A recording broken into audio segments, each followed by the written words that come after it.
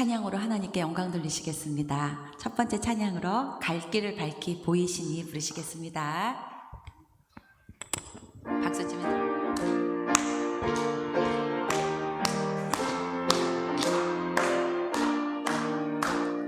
갈 길을 밝히 보이시니 주 앞에 빨리 나갑시다. 우리를 찾는 구주 예수 곧 오라 하시네. 지옥 벗은 우리 영혼은 기뻐 뛰며 주를 보겠네. 하늘에 계신 주 예수를 영원히 섬기리. 우리를 오라 하시는 말 기쁘게 듣고 순종하세. 구주를 믿기 지체 말고 속속히 나가세. 지옥 벗은 우리 영혼은 기뻐 뛰며 주를 보겠네. 하늘에 계신 주 예수를 영원히 섬기리.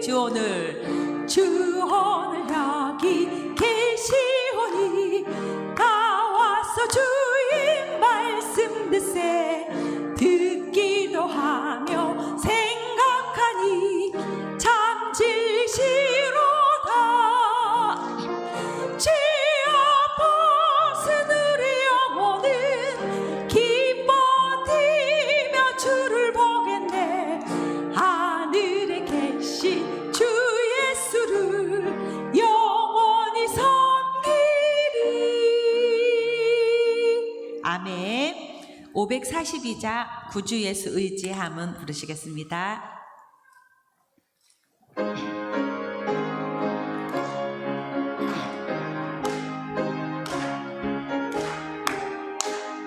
구주 예수 의지함은 심히 기쁜 일일세. 영생 허락 받았으니 의심하주 없도다. 예수 믿는 것은 받은 증거 많도다. 예수 귀한 예수 믿음 더욱 주소서. 구주 예수 의지한 심히 기쁜 일일세. 주를 믿는 나의 마음 그의 피에 적시네.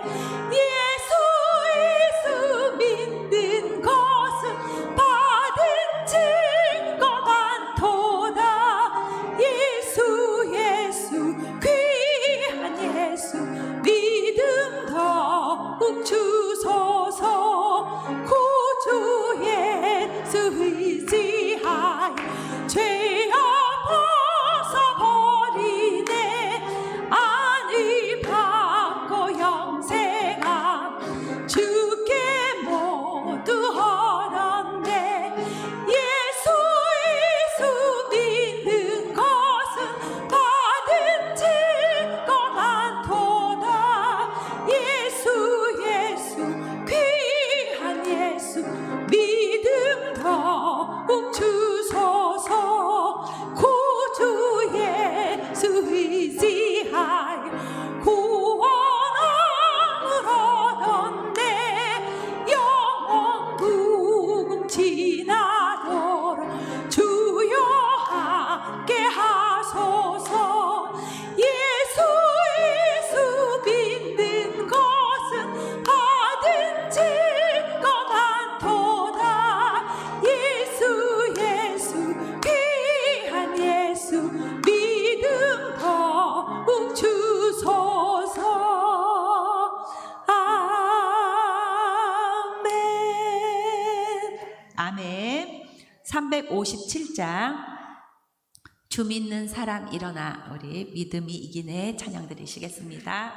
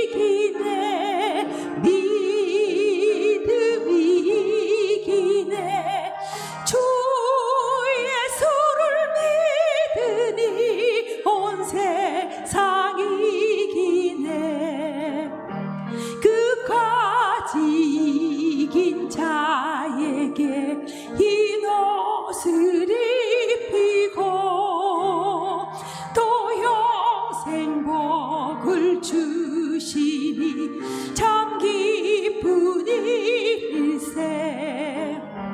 이 어두운 세상 지나서 저천성 가도록 주 예수 믿는 힘으로 온 세상 이기네. 믿음이 이기네. 믿음이 이기네. 주 예수를 믿음이 온 세상 이기네. 아멘. 366장 1, 2절만 부르시겠습니다.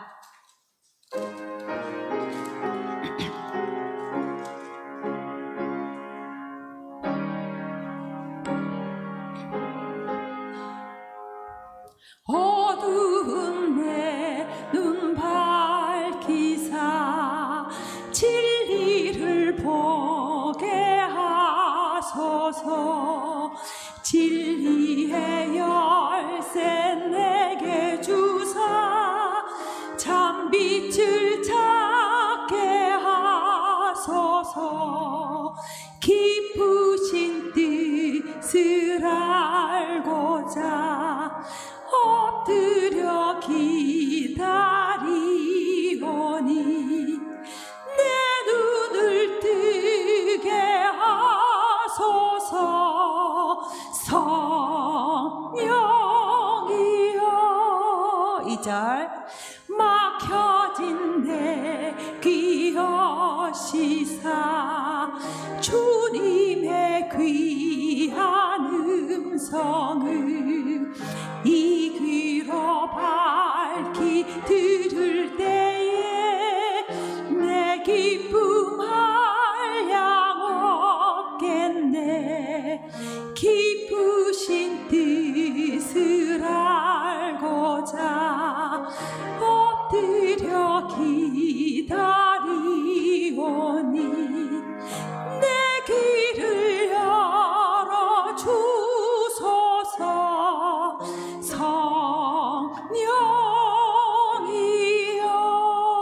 성령이여. 아멘. 오늘도 말씀을 통하여서 큰 은혜 받으시기 바랍니다. 다 같이 경건한 마음으로 조용히 기도하심으로 사회봉사부 관리부 주최 수요 오전 예배를 하나님께 드리도록 하겠습니다.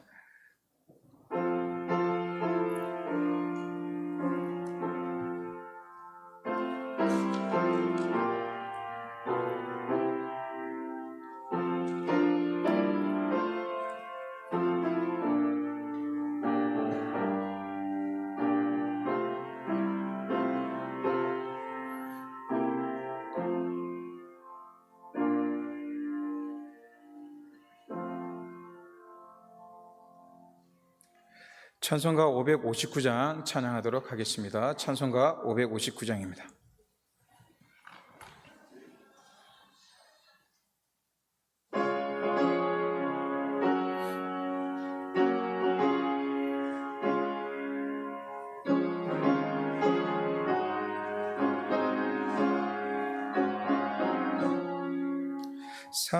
사철의 봄바람 불어있고 하나님 아버지 모셨으니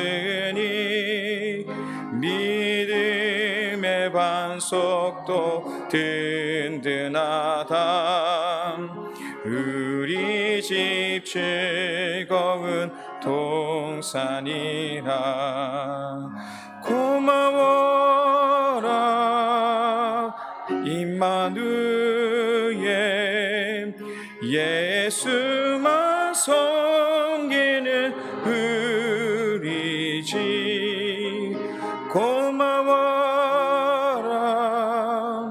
임마누엘. 복되고 즐거운 하루하루 어버이 우리를 고이시고 동기들 사랑에 뭉쳐있고 기쁨과 설움도 같이 하니 한간의 조가도 천국이라 고마워라 임마누엘 예수만 섬기는 우리 집 고마워라 임마누엘 복되고 즐거운 하루하루 아침과 저녁에 수고하여 다 같이 일하는 온 식구가 한 상에 둘러서 먹고 마셔 여기가 우리의 낙원이라 고마워라 임마누엘 예수만 섬기는 우리 집 고마워라 임마누엘 복되고 즐거운 하루하루. 이 시간은 기도 시간입니다. 우리를 대표해서 정한성 권사님께서 기도하신 후에 송매수 권사님께서 나오셔서 말씀을 봉독하도록 하겠습니다.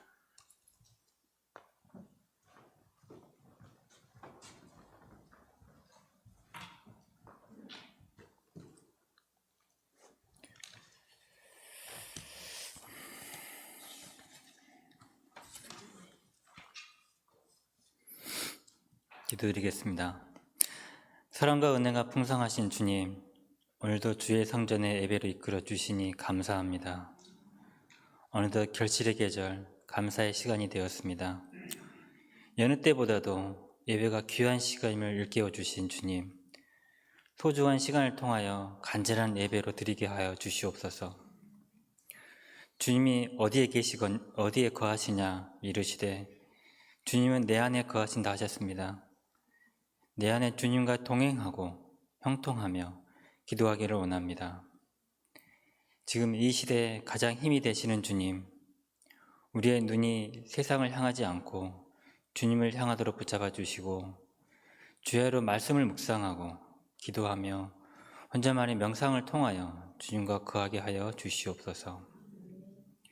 서로 소통한다는 것은 서로의 마음이 동한다는 것이죠. 주님과도 마음이 동하여야 우리 안에 거하실 수 있음을 잊지 않게 하여 주시옵소서. 지금 이 시간에 주님께 기도드리는 저의 입술에도 힘이 되어 주시고 혼돈의 생각을 오직 주님에게만 집중하여 바라볼 수 있도록 이끌어 주시옵소서.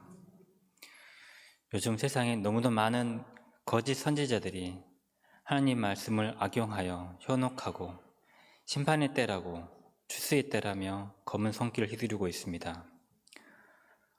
어렵고 힘들 때일수록 유혹에 약하고 고단하고 험난할수록 사랑의 손길에 약합니다. 세상에 불만이 많고 이웃의 미움을 품고 교훈길에 혈기를 내세우는 사람이 있다면 그 사람은 사탄의 먹잇감이요 그들의 미끼로 전략하는 유혹의 손길을 찾아올 것입니다.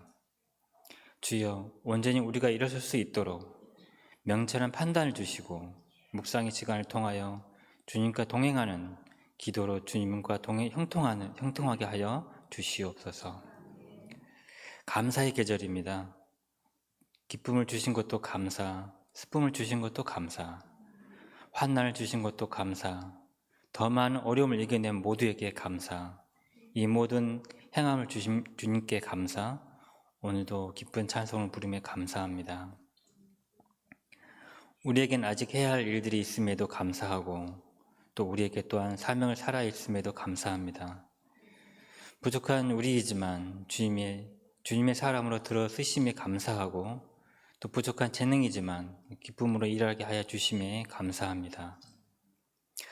말씀을 전하시는 백주 목사님 은혜를 통하여 우리가 더욱 강하여지고 순종하며 말씀대로 따르는 주의 자녀가 되기를 소망합니다. 목회자의 가정 모두에게도 강건함을 주시고 주의 종의 일함에 감당함에 조금 더 두려움이 없도록 힘을 더하여 주시옵소서. 한 해가 결실을 맺습니다.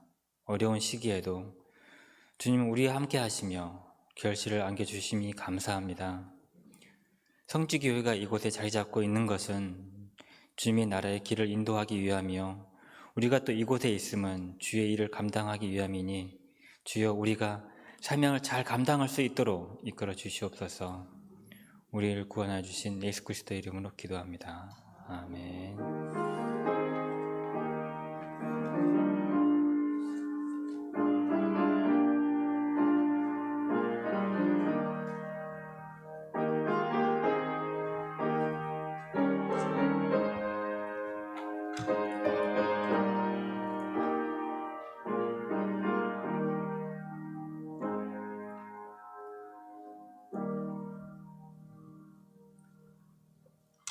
성경 봉독하겠습니다.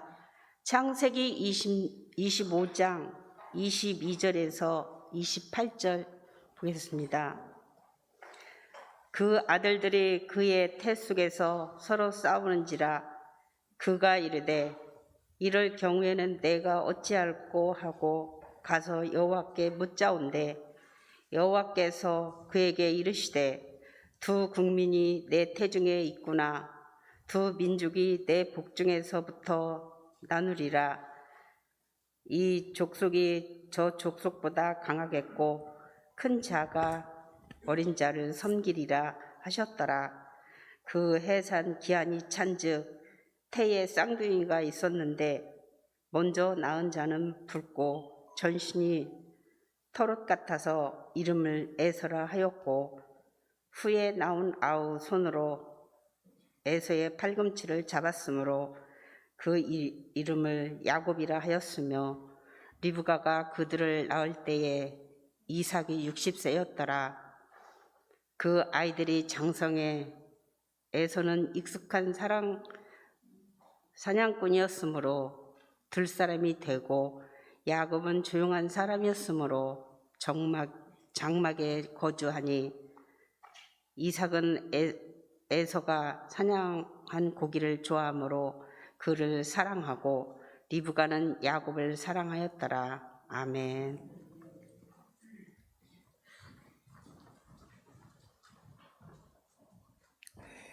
시간 사회봉사부 관리부 나오셔서 특성으로 하나님께 영광 돌리도록 하겠습니다.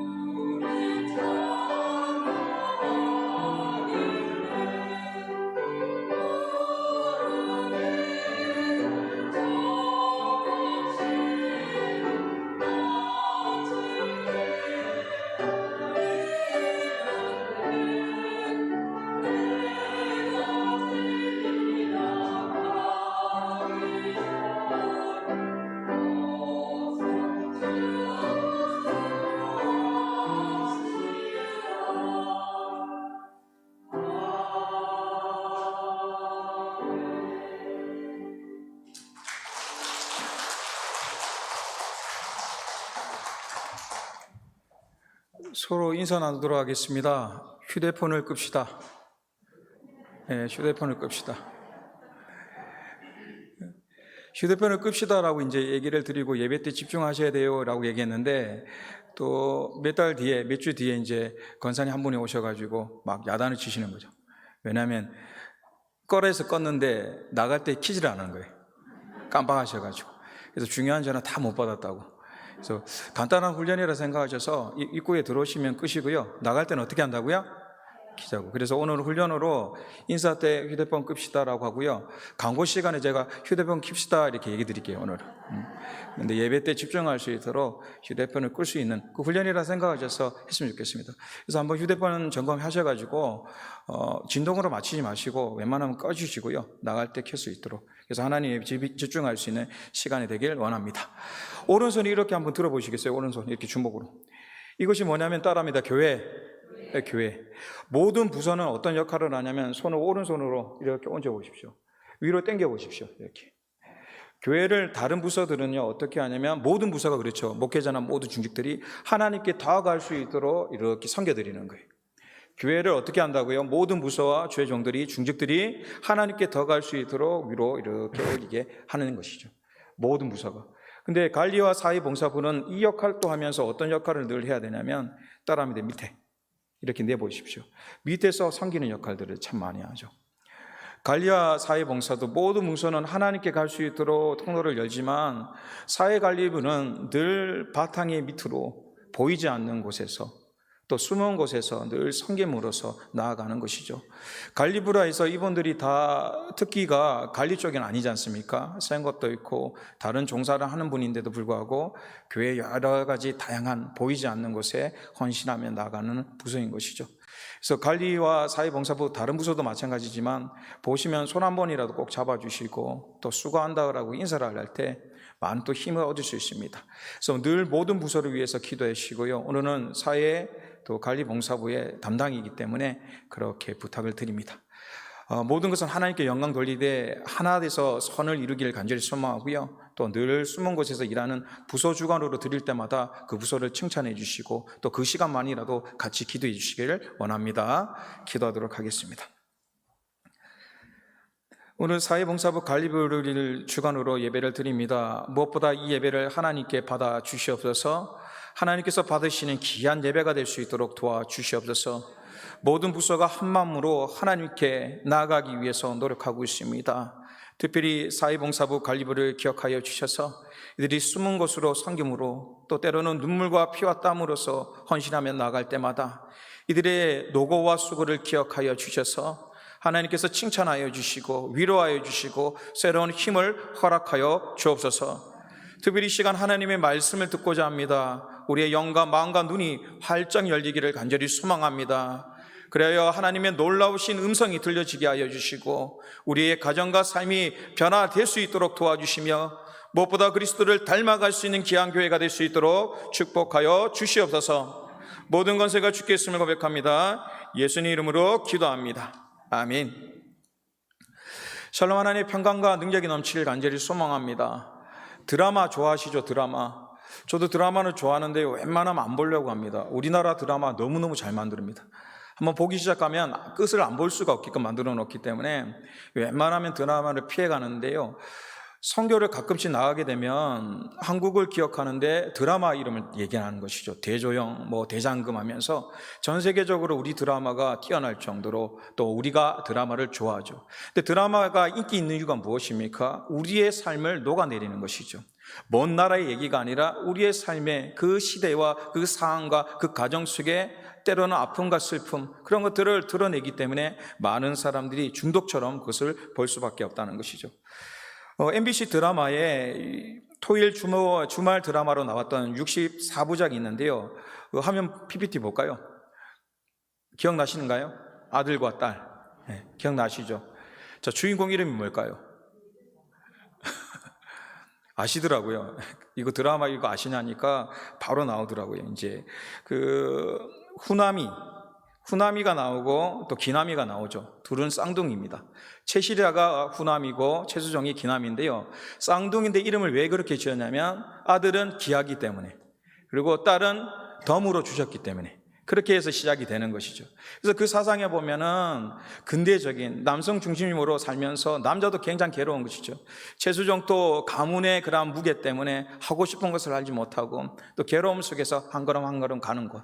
또 후남이라는 불렀던 그 여성들도 여성이라는 이유 때문에 하고 싶은 것을 하지 못하고 괴로워하는 그 과정들을 이렇게 그려냈던 작품인 것이죠. 이 작품이 세월이 지났는데도 불구하고 이 화면과 그 과정을 보면 어떤 분들은 웃을 수 있죠. 그때 다 그렇게 살았지 라고 얘기할 수 있지만 어떤 분들은 눈물 흘릴 수밖에 없죠. 그 과정의 아픔이 누구의 아픔이었냐면 나의 아픔이었던 것이죠.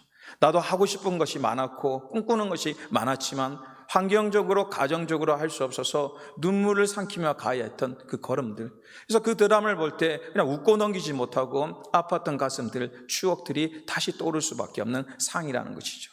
어떠한 가정, 동일한 가정 속에 생활하더라도 어떠한 관점으로 보냐에 따라서 때로는 그것이 기쁨이 될 수 있고 슬픔이 될 수 있다는 것을 기억하길 원합니다. 성경에 보면요, 축복받은 가정만 나온 것이 아니라 서로 상처가 되어 깨어진 가정들도 굉장히 많이 나옵니다. 근데 중요한 것은 하나님께서 그 가정을 하나님의 방법으로서 회복시키는 역사와 능력이 있다는 것이죠. 오늘 나오는 이삭이라는 가정도요, 언약을 이룬 결과적으로는 하나님의 축복받은 가정이지만 그 가정을 이렇게 통로를 보게 되면 그 속에 수많은 갈등이 있죠. 부부의 갈등, 형제의 갈등, 서로 죽일 수밖에 없는 그러한 시대적인 또 역사적인 모든 아픔을 가졌던 가정이 하나님이 다양한 방법으로 언약의 가정으로 만드는 역사가 있다는 것이죠. 그래서 오늘 말씀은 이러한 가정이 되게 하소서, 축복의 가정이 아니었지만 깨어졌던 가정이었지만 하나님께서 그 가정을 어떻게 회복시키는 것을 바라보면서 우리의 가정의 부족한 부분들이 다시 한번 회복되기를 간절히 소망합니다. 그래서 정말 가정 속에 힘과 능력이 있는 예배가 살아나고 하나님이 원하시는 귀한 가정이 되길 원합니다. 그 다음에 첫 번째로 이 가정이라는 것은 어떤 의미를 가지고 있습니까? 가정은 회복과 위로가 있는 축복의 장소입니다. 다 같이 읽도록 하겠습니다. 가정은 회복과 위로가 있는 축복의 장소입니다. 그래서 성경에 보면 하나님께서 세상을 만드시고 바로 뒤에 나오는 것이 무엇이냐면 가정에 대한 것들이 나오게 되죠. 성경을 보면 창세기 2장 18절부터 보면 말씀에 나옵니다. 어떻게 나옵니까? 여호와 하나님이 이르시되 사람이 혼자 사는 것이 좋지 아니하니 내가 그를 위하여 돕는 배필을 지으리라 하시니라. 아담이 이르되 이는 내 뼈 중에 뼈요 살 중에 살이라. 이것을 남자에게 취하신즉 여자라 부리리라 하리라. 이러므로 남자가 부모를 떠나 그의 아내와 합하여 둘이 한 몸을 이룰지로다 라고 말씀하고 있습니다. 하나님께서 최초의 사람을 만드실 때 완벽하게 만들으셨을 거 아닙니까? 그런데 하나님께서 뭐라 그러냐면 이것으로 끝난 것이 아니라 배필이 있어야 한다는 것이죠. 한 몸을 이루면서 한 가정을 만들어 가야 한다는 것이죠. 서로의 부족한 것, 어려운 것들을 서로 함께 할 수 있는 힘을 있어야 한다는 것이죠. 그래서 가정이라는 것은 생각할수록 어떠냐면 힘을 나고 그 속에서 휴식을 취할 수도 있고 또 괴로움 속에서도 새롭게 한 걸음 갈 수 있는 도전이 되기도 하는 것이죠. 그래서 가정이라는 이름이 얼마나 우리에게 큰 위로와 힘을 주는지 모릅니다. 때로는 남편과 아내, 자녀들, 또 나의 형제들이 나의 인생 속에서 얼마나 큰 힘을 주는지 모릅니다. 그래서 하나님께서도 이 가정을 축복하여 주시고 이렇게 사는 것이 하나님의 뜻이다, 의다라고 얘기하고 있죠. 또 말씀해 보면 창세기 24장 67절 말씀해 보면 이삭이 리브가를 인도하여 그의 어머니 사라의 장막으로 들이고 그를 맞이하여 아내로 삼고 사랑하였으니 이삭이 그의 어머니를 장례한 후에 위로를 얻었더라 라고 말씀하고 있죠. 늦둥이로서 이삭이 얼마나 부모님의 사랑을 많이 받았을까요? 특히 사라의 사랑을 얼마나 많이 받았을까요? 또 어머니가 돌아가신 후에 그 마음이 상심이 크고 마음이 괴롭고 힘든 가정, 그 가정 속에 누구를 만나게 됩니까? 안에 있던 리브가를 만나게 되죠. 그리고 그를 사랑하면서 어떻게 됩니까? 위로를 얻었더라라고 말씀하는 것이죠. 그래서 가정을 우리가 생각할 때 위로가 있고 기쁨이 있고 감사가 있고 정말 가정이라는 이 긍정적이고 아름다움이 얼마나 많은지 모릅니다. 이 가정을 더 구체적으로 보면요, 어떻게 되냐면 남자와 여자가 만나게 되죠. 남자가 여자가 만나는 거 굉장히 쉽게 생각하시잖아요. 굉장히 기적적인 일입니다.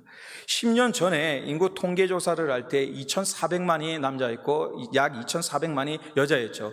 비슷한 수치로서 이렇게 갔었는데요. 남자는 49점, 여자는 50%.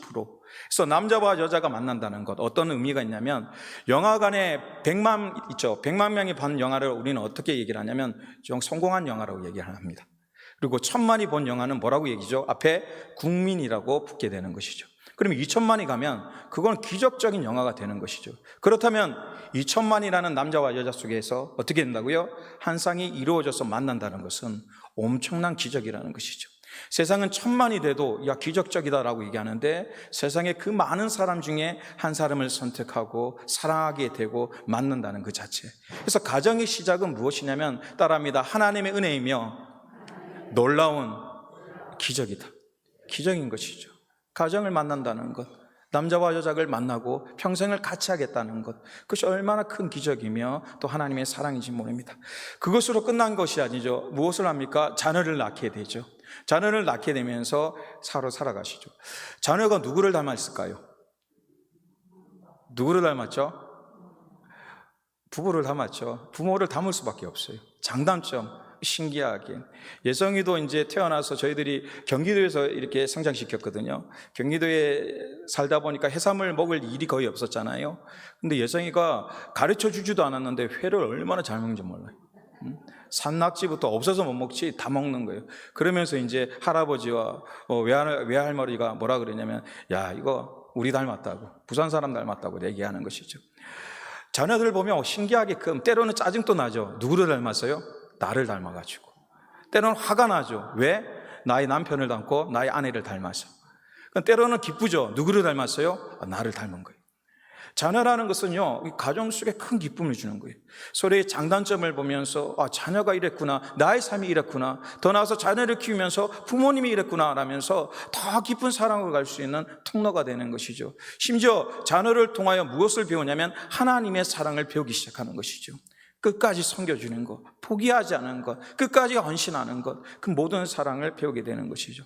전에는 제가 우리나라 속에 이순신 장군 이러한 위인들이 있지 않습니까? 성경에 보면 다 이런 분이 존경스럽지만 최근에는 자녀가 3명 이상 되는 분 되게 존경합니다.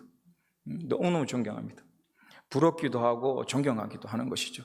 왜입니까? 자녀가 있다는 것은 축복입니다.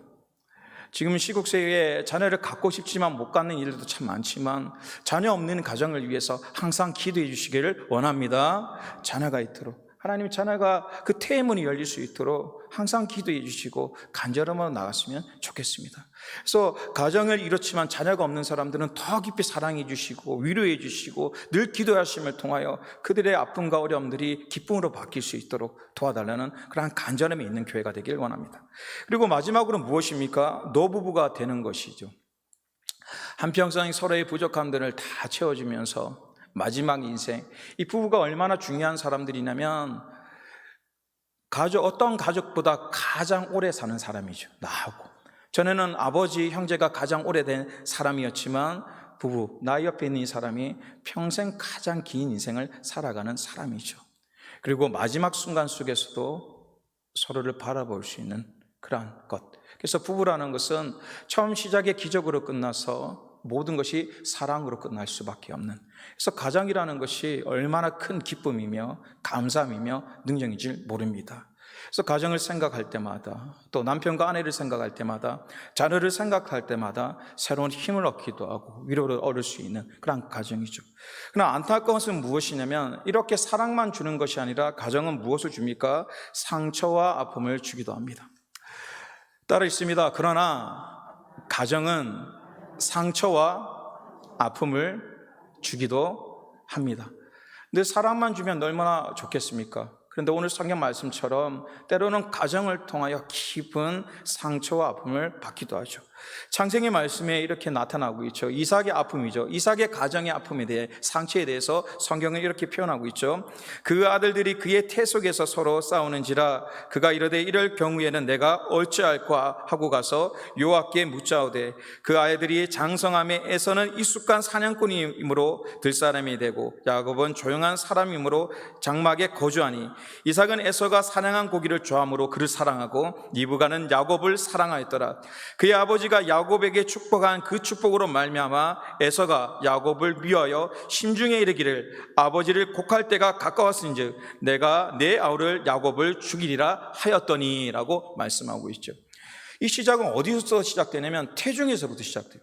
생각해 보십시오. 쌍둥이라 해서 기쁘다고 병원을 갔는데 뭐라 그러냐면 안에서 둘이가 사이좋게 있네요. 이게 아니라 서로 싸우네요. 계속적으로 싸우네요 라고 얘기했을 때 부모 입장에서 얼마나 이게 당황스럽고 겁이 납니까? 그러니까 하나님께 어찌할꼬, 이러한 상을 어찌할 거라고 얘기할 시작부터 싸움과 두려움과 경쟁이 일어나는 안타까움이 일어났고요. 그리고 그들이 태어나서 어떻게 됩니까? 자신이 산 개성들이 있지 않습니까? 자녀가 낳는다고 해서 다 똑같은 것이 아니지 않습니까? 에서는 그 시대 속에 어떤 사람이냐면 촉망받는 사람이었죠.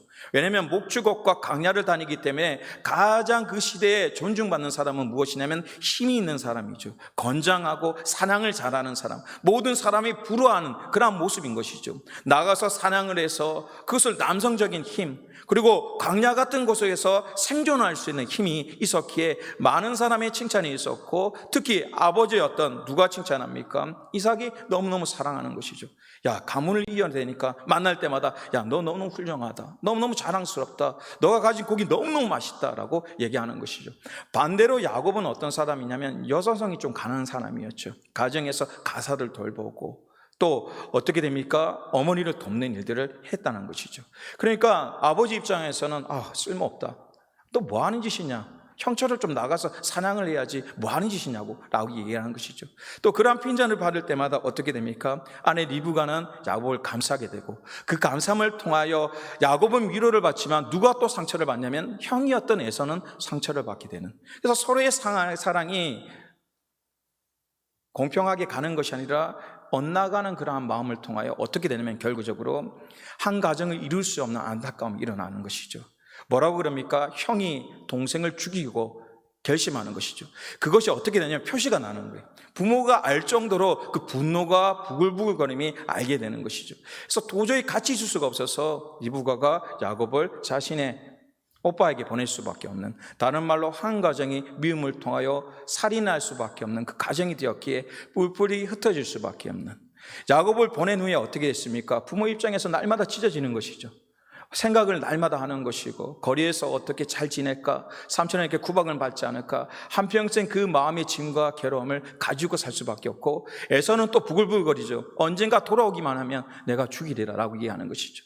또 이삭의 입장에서는 가장으로서 그러한 어려움을 당하니까 이러지도 저러지도 못하는 온 가정이 괴로움을 당하는 모습인 것이죠. 어떻게 보면 가정은 꽃병과 같습니다.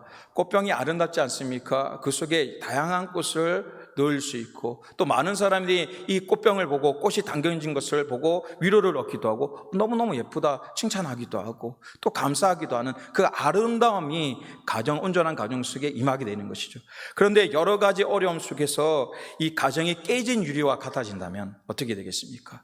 가정을 갈 때마다 상처가 나고 또 상처를 입히고, 그러한 괴로움 속에서 위로와 사랑이 아닌 피와 오해와 분노가 가득 찬 가정이 된다면 그 가정은 온전히 사용할 수 없는 안타까운 가정이 된다는 것이죠. 오늘 많은 가정들이 선한 쪽도 있지만 나쁜 쪽, 다른 말로 상처와 어려움을 주는 것을 회복하지 못하고 깨어지고, 가정 속에 위로를 얻는 것이 아니라 더 괴로움과 두려움을 얻는 일들이 참 많다는 것이죠. 그렇다면 이렇게 깨어지고 아픈 가정들을 하나님께서 어떻게 회복시키기 원하실까요?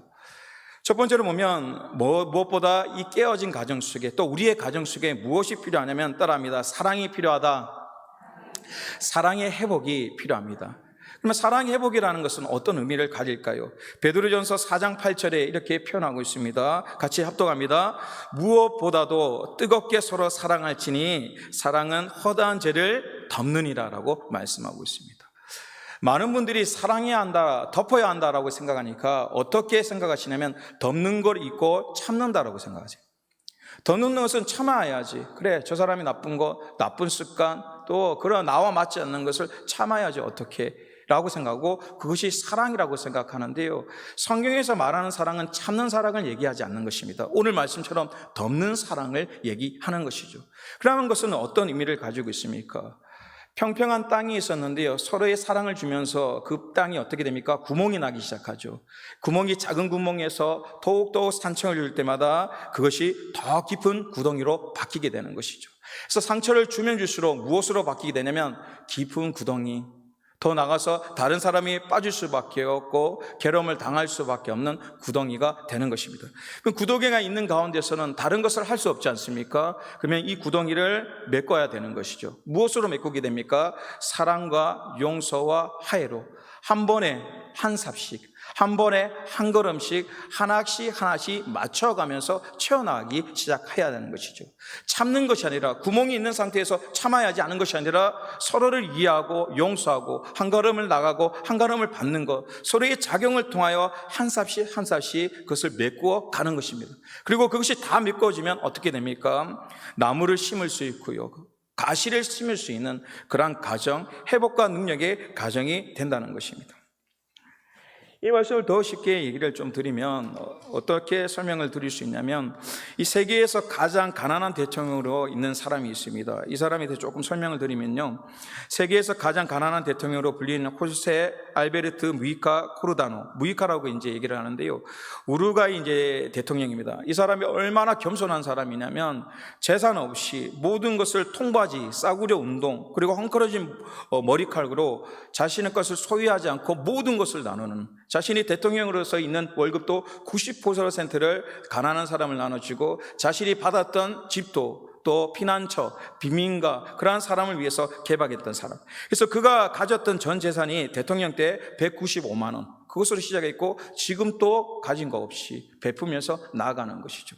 그는 뭐라고 얘기하냐면, 가난하게 사는 것이 아니라 자신은 절제하는 삶을 산다라고 얘기하죠. 그리고 많은 사람들에게 인정받고 지금까지도 존경받는 그러한 대통령입니다. 그렇다면 보세요, 옆에 있는 이 톨블라스키라는 분이 아내지 않습니까? 남편이 이렇게 성실하게 무소유로 살아갈 때 이 여성의 입장에서는 어떨까요? 그것을 받아들일까요? 아니면 억지로 딸려갈까요? 만약에 일방적으로 덮는다는 표현 속에 참는다고 얘기하면 이 아내분은 그냥 참는 삶을 사는 거예요. 나는 좋은 것을 가지고 싶고 또 다른 것을 하고 싶은데 하지 못하는 참음으로 한평생을 살아가는 것이죠. 남편의 입장에서는 아름답고 존경받지만 여성의 입장 속에서는 괴로움 속에 살아갈 수밖에 없는 상이었죠. 근데 이 가정이 훌륭한 가정이라고 얘기하는 이유가 무엇이냐면, 이 부인이 2017년도에 우루과이 첫 여성 부대통령이 되게 되는 것입니다. 남편은 대통령 된 후에 10년 후에 여성이 부대통령으로 출마해서 되는 것이죠. 그 말은 무엇이냐면, 남편이 아내가 하고 싶은 것을 어떻게 한다고요? 그때는 헌신하고 섬김으로 밀어줬다는 것이죠. 남편이 하고 싶을 때는 아내가 돕고, 아내가 하고 싶을 때는 남편의 또 많은 어려움이 있지 않습니까? 자신이 대통령이고 떨어지거나 또 정치적으로 타격이 있게 되면 자신도 타격을 입을 수밖에 없는 위험이 있는데도 불구하고 아내가 원하는 일을 밀어주는 것이죠. 그것이 무엇이냐면 서로 맺고 가는 것입니다. 오늘 가정 속에서 왜 어렵냐면, 사랑으로 덮는다고 얘기할 때 참는 것을 생각합니다. 참는 것이 아니라 서로의 대화를 통하여 장단점을 맞춰가는 것입니다. 예를 들어서 제가 굉장히 활동적으로 보이잖아요. 굉장히 내성적입니다. 말에도 상처를 잘 받습니다. 되게 내성적이에요. 또 의외로 집사람이 외향적이에요. 말에 상처 받겠죠. 그러나 거기서 표시를 잘 내지 않고요, 또 무슨 일이 있을 때 활동적으로 하는 것이죠. 그럼 휴일이 왔을 때 어떻게 될까요? 저는 휴일이 오면 어떻게 하기를 원할까요? 집에서 있기를 원하죠. 만나는 것도 싫고 그냥 가만히 있기를 원하는 거죠. 그럼 집사람은 어떻죠? 휴일이면 나가기를 원하는 거잖아요. 그럼 이 두 가지가 서로 참으면 어떻게 됐어요? 스트레스를 자꾸 받는 거죠. 저는 쉬고 싶은데 나가야 하는 것이고, 집사람은 나가고 싶은데 안 나가니까 그것이 계속적으로 되면 참는 것, 아까 말씀대로 사랑은 참는 거니까 참게 되면 그것이 온전한 삶이 되겠습니까? 그렇지 않은 것이죠. 그래서 우리가 타협을 했는데 어떻게 되냐면, 월요일 하루는 집사람이 정하는 것이죠. 무엇을 하든, 마켓을 가든 어디를 가든 저는 군소리하지 않고 따라가는 것이죠. 주는 대로 먹는 것이죠. 그리고 중요한 것은 무엇이냐면, 그 대신 아내가 모든 스케줄과 모든 것을 다 짜요. 하나도 신경 안 쓰게끔. 몇 시에 일어나세요? 일어나면 돼요. 그럼 타면 돼요. 묻지도 않아요. 그럼 가서 뭘 하죠? 따라가요. 군소리 하지 않아요. 죽을 먹든 밥을 먹든 뭘 줘도 감사하게 먹습니다. 그 대신 중요한 것은 가서 하나도 신경 쓰지 않게 본인이 다 해주는 것이죠. 그럼 저는 어떻게 하냐면 그냥 따라만 다니는 거예요. 따라만 다니면서 그렇게 가는 것이죠. 근데 그것이 세월이 지나니까 어떻게 되냐면 저도 그것이 기다려지고 기쁜 거예요. 나가는 것이 기쁘고 같이 하는 것이 기뻐지는 것이죠. 집사람 또 따라와 주니까 고마운 것이죠. 그래서 그것을 통하여서 월요일이 화목한 날이 됐다는 것이죠. 전에는 월요일날 굉장히 괴로웠거든요. 서로 피곤하잖아요. 주일 목사를 하면 몸이 컨디션이 주일 오후 예배만 딱 끝나는 순간부터 축하고 떨어지거든요. 바로 컨디션이. 이 텐션이 되지가 않아요. 그리고 월요일날 쉰다는 것이 인생이 알고 있어요. 몸이 스스로. 근데 그 상황에서 뭔가 한다는 것이 괴롭죠. 근데 그것이 맞춰가니까 월요일이 기다려지고 함께한 것이 기쁜 그러한 삶이 되는 것이죠. 전에는 월요일날 차 안에서도 굉장히 많이 싸웠어요. 맞지 않아가지고. 이제 그때 공간은 어떻게 되냐면 도망칠 수가 없잖아요. 차 안에 딱 갇힌 상황이면. 운전하면서 하는 괴로움 시간이 되는 것이죠. 그때 이유가 뭐냐면 참기 때문인 것입니다. 참는 것이 아니라 덮어줘야 하는 것입니다. 메꿔주는 것. 내가 한 삽을 펴서 덮어주고 남편과 아내가 한 삽을 또 자녀가 한 삽을 통해 그 비어져 있는 통로를 메꿔가는 것이 사랑인 것이지 참아야지 어쩔 수 없잖아. 그것은 절대적인 가정의 회복의 하나님의 방법이 아니라는 것을 기억하길 원합니다. 그래서 열심을 내세요. 포기하지 말고 계속 대화를 하고 또 때로는 용서해주고 때로는 말을 하기도 하고 때로는 화를 내기도 하면서 그것을 어떻게 메꿔갈 것인가 그것을 고민하면서 끝까지 열심히 낼 수 있는 그러한 가정 능력의 삶이 되길 간절히 소망합니다. 나중에 야곱이 포기했다면 그렇지 뭐 형 가봤자 죽이려고 그럴 테고 내 인생에 무슨 변화가 있을까라고 포기를 하였다면 다른 말로 참는 것이 사랑이라 생각하고 나아갔다면 온전한 화해와 용서가 일어나지 않는다는 것이죠. 그러나 그가 포기하지 않고 자신의 부족한 점들 자신의 했던 약점들을 또 자신이 말했던 강점들을 형과 맞춰 나가면서 또 새로운 화해가 일어나는 기적적인 일들이 일어나게 되는 것이죠. 두 번째는 무엇입니까? 어떻게 하면 우리의 가정들이 회복될까요? 따라합니다. 하나님을 만나야 한다. 하나님을 만나야 합니다. 우리의 힘으로 한 삽 한 삽 푸는 것, 구덩이를 메꾸는 것은 늘 한계가 있습니다. 그것을 메꿀 수 있는 힘과 능력은 어디서부터 시작되냐면 하나님을 만난 삶, 하나님을 만난 가정들이 일어날 수 있다는 것이죠. 창세기 32장 24절 말씀부터 읽도록 하겠습니다. 야곱은 홀로 남았더니 어떤 사람이 날이 새도록 야곱과 씨름하다가 자기가 야곱을 이기지 못함을 보고 그가 야곱의 허벅지 관절을 치매 야곱의 허벅지 관절이 그 사람과 씨름할 때 어긋났더라. 그가 이르되 날이 새려하니 나로 가게 하라. 야곱이 이르되 당신이 내게 축복하지 아니하면 가게 하지 아니하겠나이다. 그 사람이 그에게 이르되 내 이름이 무엇이냐? 그가 이르되 야곱이니이다. 그가 이르되 내 이름을 다시는 야곱이라 부를 것이 아니요 이스라엘이라 부를 것이니 이는 내가 하나님과 미 사람들과 겨루어 이겼음이니라. 야곱이 청하여 이르되 당신의 이름을 알려주소서. 그 사람이 이르되 어찌하여 내 이름을 묻느냐 하고 거기서 야곱에게 축복한지라 라고 말씀하고 있습니다. 야곱은 하나님을 만나면서 자신의 방법들이 다 달라집니다. 전에는 인간의 방법과 자신의 모습을 살았는데요. 다른 말로 인간적인 방법을 늘 선택하였죠. 속이는 것, 어떻게 하면 갈취할 수 있을까? 어떻게 하면 모략을 할 수 있을까? 속여서라도 그것을 갖기 위한 인간적인 방법으로서 계속 나갔죠. 그런데 하나님을 만난 순간에 인간적인 방법에서 무엇으로 바뀌냐면 기도와 하나님의 방법으로 바뀌는 역사가 일어났다는 것이죠.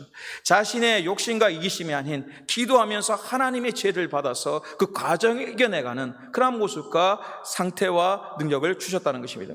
그리고 두 번째는 무엇이었습니까? 하나님을 만나는 순간에 이름의 변화가 일어났죠.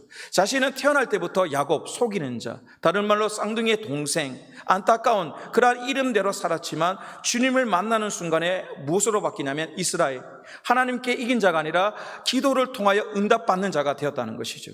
기도를 통하여 응답받는 사람, 하나님께서 그 기도를 들으시려는 사람으로 변화가 일어났습니다. 그리고 강교한 삶을 살았죠. 속이는 것, 어떻게 갈취할까라는 그분이 자신의 삶이었지만 그 이유는 무엇이냐면 승리하고 싶었던 것이죠. 자신의 승리를 위해 연약함을 숨기고 싶었지만 하나님께서는 그 만남을 통하여 너가 승리자다, 너는 승리자야, 너 이름은 하나님을 이겼다, 하나님께서 응답받았다, 너는 삶의 승리자야라는 그러한 자존감과 신앙심을 올려주는 하나의 통로를 주셨죠. 그리고 마지막은 무엇이었습니까? 인간의 축복을 받기 위해서, 많은 물질을 거르기 위해서 얼마나 땀을 흘리면서 자신의 삶 속에 자신의 그러한 줘야 할 월급을 번복하면서도 그것을 끝까지 참으면서도 더 벌기 위해 노력했던 인생 속에서 그것보다 더 뛰어난 하나님의 언약의 축복을 받는 사람으로 바뀌게 되었다는 것이죠. 이것이 가정적으로 참는 것으로, 메꾸는 것으로 가능했을까? 절대 그럴 수 없다는 것입니다. 하나님의 방법으로 채워질 때 그 어려웠던, 깨졌던 모든 것들이 메꿔지는 귀한 역사가 일어난다는 것이죠. 그것으로 야곱으로 끝났습니까? 아닙니다. 에서의 삶도 바뀌게 되었죠. 창세기 33장 4절 말씀에 보면 에서와 야곱의 만남이 일어나는데, 에서가 달려와서 그를 맞이하여 안고 목을 어금 맞추어 그와 입 맞추고 서로 우니라. 에서가 이르되 내 동생아 내게 있는 것이 족하니 내 소유는 내게 두라. 야곱이 이르되 그렇지 아니하나이다. 내가 형님의 눈앞에서 은혜를 입었사오며 청하건대 내 손에서 이 예물을 받으소서. 내가 형님의 얼굴을 비온즉 하나님의 얼굴을 본 것 같사오며 형님도 나를 기뻐하심이니이다. 하나님이 내게 은혜를 베푸셨고 내 소유도 족하니 청하건대 내가 형님께 드리는 예물을 받으소서 하고 그에게 강건함에 바느니라. 에서가 이르되 우리가 떠나자 내가 너와 동행하리라 라고 말씀하는 것이죠. 서로 어떻게 됐습니까? 죽이기 위해서 서로 으르렁거렸고 죽는 것 때문에 도망쳐야 할 인생, 그런 삶이 되었죠. 서로 참는 것이 다라고 생각하고 살았는데 하나님의 방법으로 하니까 그 어렵던 모든 것들이 메꿔지는 것이죠. 어떻게 메꿔졌습니까? 전에는 재산, 축복의 문제 때문에 서로 가지려고 하는 것이 이제는 야곱이 자신의 것을 주게 되는 그런 역사가 일어나고요. 형도 그것을 사용할 수 있는 우애가 다시 한번 싹트는 가정이 되었다는 것이죠.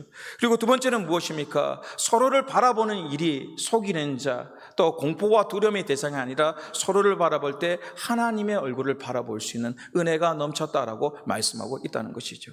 서로의 얼굴이 미움과 괴로움, 상처로 보이는 것이 아니라 서로를 바라볼 때마다 하나님의 얼굴로 보였다. 그것이 하나님께서 메꿔주는, 가정 속에 주시는 큰 은혜와 능력이라고 말씀하고 있다는 것입니다. 그리고 중요한 것은 무엇입니까? 가장 중요한 것인데, 전에는 함께 있을 수 없어서 깨어져서 도망갔지 않습니까? 그런데 오늘은 뭐라 그러냐면 우리가 함께 가자, 우리와 동행하자, 함께 있자, 함께 모일 수 있는 가정이 될 수 있다라고 말씀하는 것이죠. 오늘 우리 삶 속에서 왜 가정이 어렵냐면 아까 말씀드린 것처럼 참는 것으로 시작하기에 구멍이 메꿔지지 않는 것이죠. 메꾸기 위해서는 열심히 다야 서로 의논하고 때로는 다투기도 하고 용서하기도 하는 수많은 방법으로 한 사람 한 사람 채운다고 말씀드렸습니다. 그러나 인생의 가정 속에 그것만으로 되지 않는 부분이 참 많죠. 그 부분은 어떻게 해야 되냐면 하나님을 만나야 하는 것이죠. 내가 먼저 하나님을 만나는 것이고, 나의 남편이 하나님을 만나야 하는 것이고, 자녀가 하나님을 만나야 하는 것입니다. 더 나아가 가정이 하나님을 만날 때 상상할 수 없는 방법으로 하나님께서 채우시고 인도해 주신다는 것입니다. 말씀을 정리하도록 하겠습니다. 그렇다면 우리 가정은 깨어진 아픔이 있습니다. 다시 돌아갈 수 있나요? 죄송한 말이지만 돌아갈 수 없습니다. 한번 깨어진 가정은요, 원래대로는 돌아갈 수 없습니다. 그러면 그렇다면 포기해야 합니까? 그렇지 않죠. 깨어진 가정도 다시 깨어지기 전으로 돌릴 수 없지만 한 방법이 있죠. 사진에 보면 어떻습니까? 깨어진 항아리 속에 무엇을 심었습니까? 새로운 시작의 식물을 심기 시작한 것이죠. 내가 가정의 아픔이 있어서 다시 회복할 수 없구나 라고 포기하는 것이 아니라 새로운 시작을 할 수 있다는 것입니다. 전처럼 완벽히 돌아갈 수는 없지만 지금 있는 상태 속에서 새로운 꿈을 꾸며 나갈 수 있는 가정이 될 수 있다는 것입니다. 자녀의 관계, 남편의 관계, 수많은 아픔을 통하여 전처럼 돌아갈 수 없다면 어떻게 하냐면 오늘 말씀처럼 새로운 시작으로 나아가기를 원합니다. 새로운 시작, 하나님을 만나고 또 참는 것이 아니라 서로의 허물을 덮어주기 위해 대화하는 시작. 그래서 새로운 시작으로 나아갈 때 아름다운 가정, 하나님께서 회복시키는 이러한 가정이 될 줄 믿습니다. 이 시간 기도하도록 하겠습니다.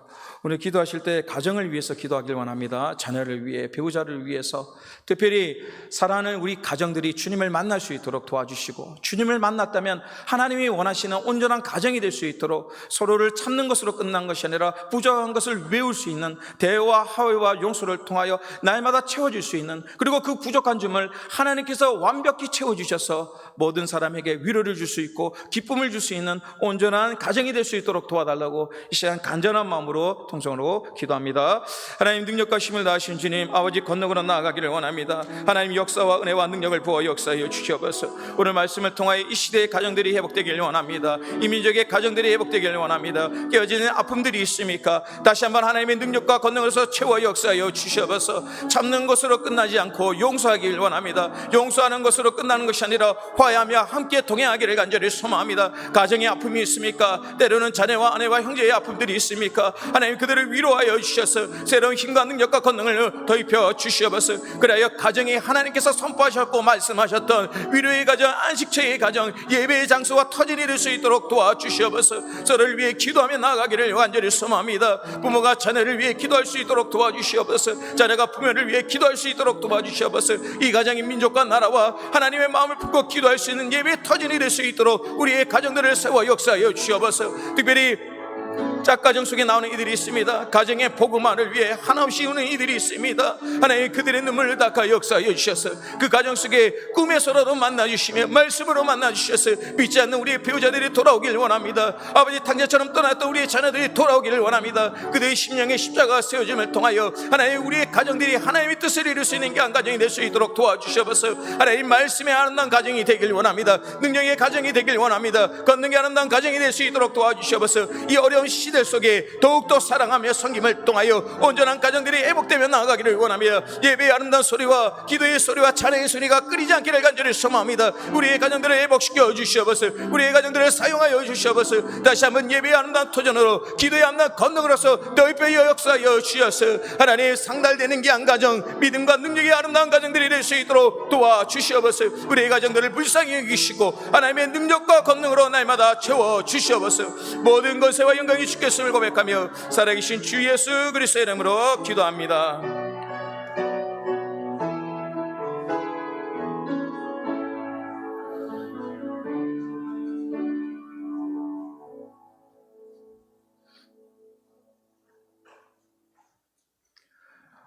서로 인사 나누도록 하겠습니다. 축복의 가정이 됩시다. 축복의 가정이 됩시다. 축복의 가정이 되시길 원합니다. 그리고 인사하도록 하겠습니다.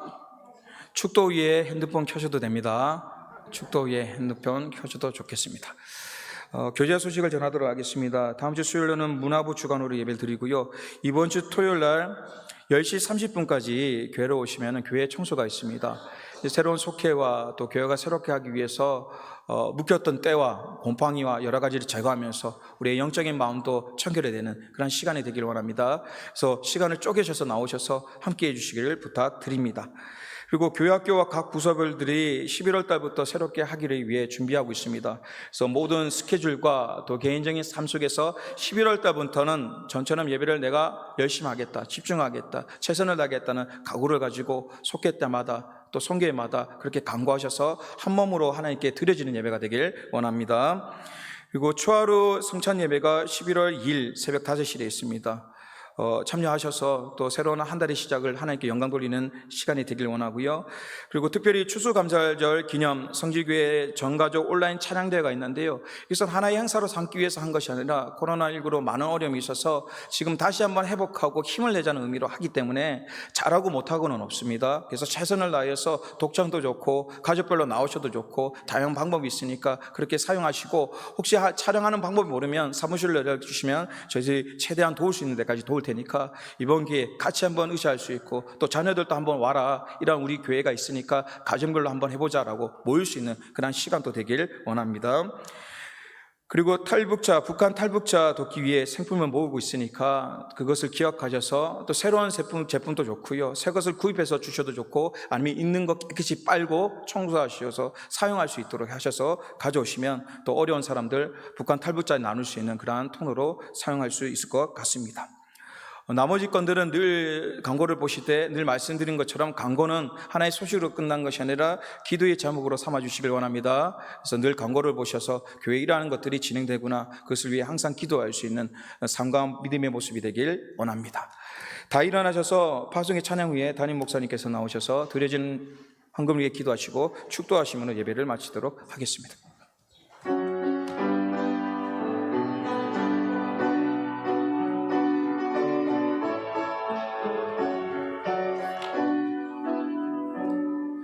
너의 가는 길에 주의 평강이 있으리. 평강의 왕 함께 가시니 너의 걸음 주 인도하시리. 주의 강한 손 널 이끄시리. 너의 가는 길에 주의 축복이 있으리. 영광의 주 함께 가시니 내가 밟는 모든 땅 주님 다스리리. 너는 주의 길 예비케 되리. 주님 나라 위하여 길 떠나는 나의 형제여, 주께서 가라시니 너는 가라. 주의 이름으로 거칠은 강야 위에 꽃은 피어나고 세상은 내 안에서 주님의 영광 보리라. 강하고 담대하라. 세상 이기신 주 늘 함께 너와 동행.